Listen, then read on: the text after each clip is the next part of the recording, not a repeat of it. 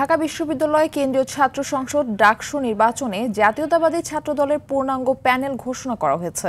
ঢাকা বিশ্ববিদ্যালয় ছাত্রদলের যুগ্ম সাধারণ সম্পাদক ও ইসলামিক স্টাডিজ বিভাগের শিক্ষার্থী আবিদুল ইসলাম খানকে ভিপি, কবি জসিম উদ্দিন হল ছাত্রদলের আহ্বায়ক ও উইমেন অ্যান্ড জেন্ডার স্টাডিজ বিভাগের শেখ তানভীর বাড়ি হামিমকে জিএস পদে মনোনয়ন দেওয়া হয়েছে। এছাড়া জিএস পদে বিজয় ৭১ হল ছাত্রদলের আহ্বায়ক এবং সাংবাদিকতা বিভাগের শিক্ষার্থী তানভীর আল হাদি মায়েতকে চূড়ান্ত মনোনয়ন দেওয়া হয়।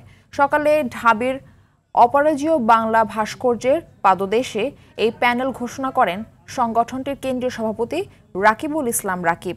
জানান, ছাত্রদল গণতান্ত্রিক প্রক্রিয়ায় প্যানেল নির্ধারণ করেছে, অন্য কারো হস্তক্ষেপ এখানে ছিল না। গণতান্ত্রিক প্রক্রিয়ায় আমরা আমাদের এই প্যানেল গঠন করেছি। ২৪শে গণঅভ্যুত্থানের সময়ে শিক্ষাঙ্গনে এই দাবি আরো প্রবলতর হয়েছে।